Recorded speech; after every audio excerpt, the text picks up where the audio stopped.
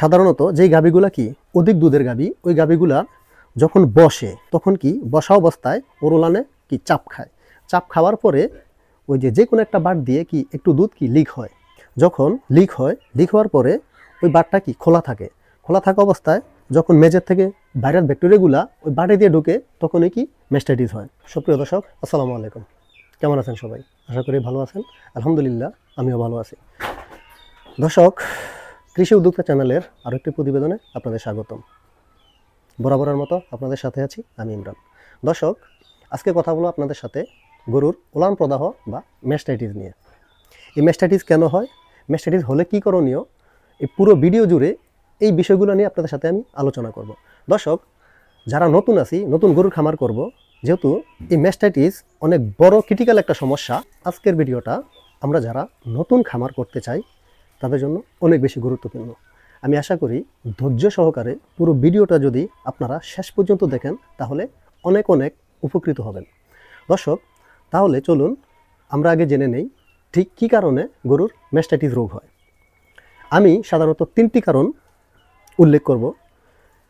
Number 1, 1 number হলো দর্শক, আমরা যখন কি গরুর দুধ দহন করি, সকালে হোক বিকালে হোক, যখনই দুধ দহন করি, দুধ দহন করার পরে তখন গরুর বাটগুলা কি খোলা থাকে।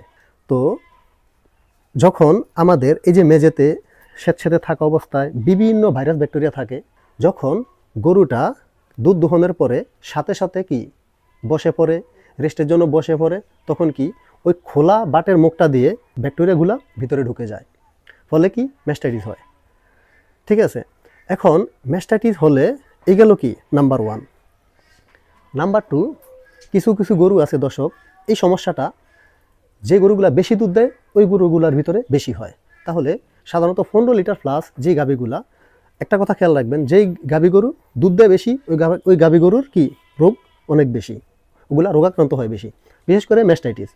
এখন নাম্বার 2, সাধারণত যেই গাভীগুলা কি অধিক দুধের গাভী, ওই গাভীগুলা যখন বসে তখন কি বসা অবস্থায় ওর ওলানে কি চাপ খায়। চাপ খাওয়ার পরে ওই যে কোনো একটা বাট দিয়ে কি একটু দুধ কি লিক হয়।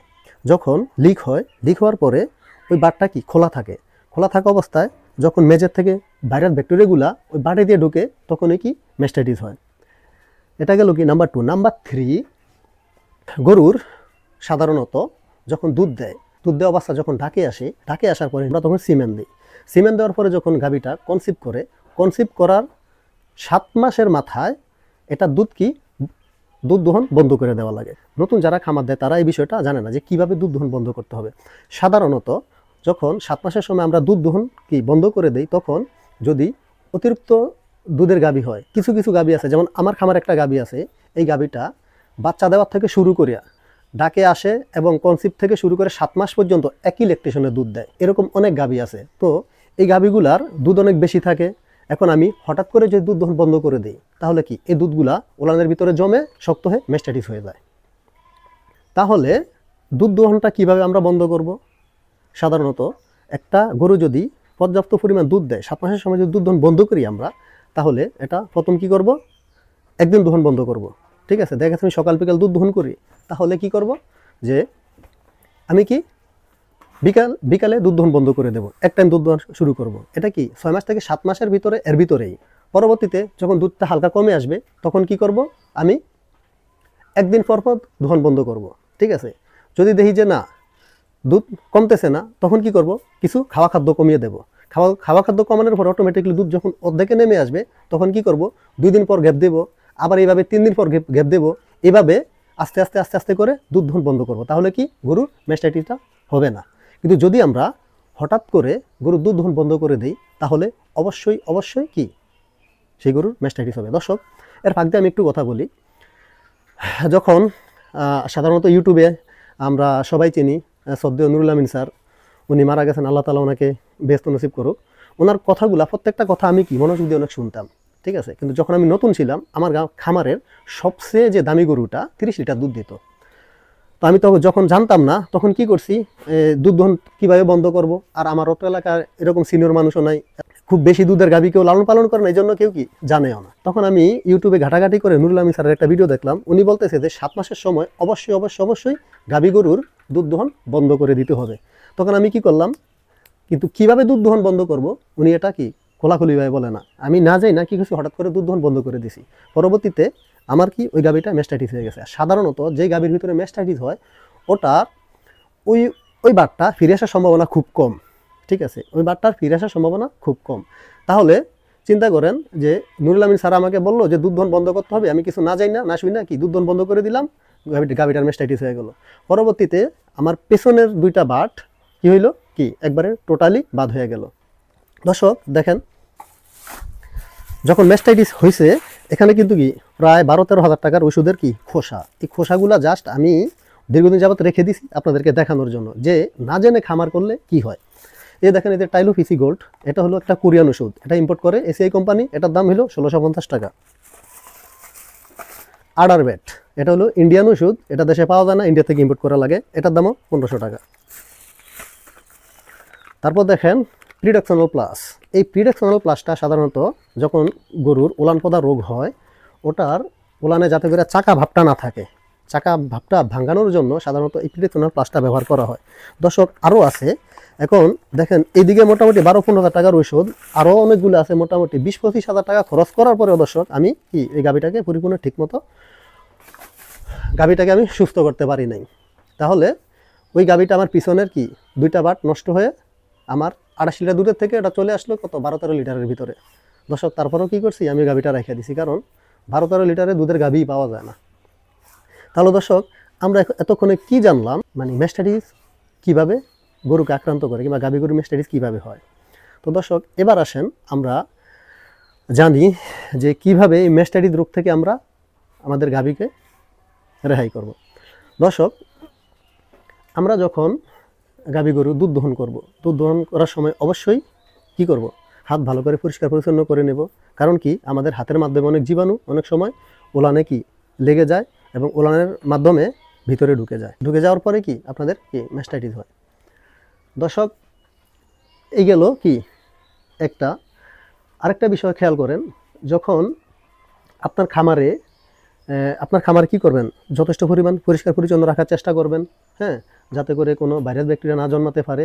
দুধ দহন করার পরে অবশ্যই গাভী গরুর ওলানে একটু স্প্রে করে দেবেন, তাহলে আপনার হাত থেকে যে ভাইরাস ব্যাকটেরিয়াটা আপনার ওই যে ওলানে লেগে যাওয়ার সম্ভাবনা থাকে কি ওটা চলে যাবে।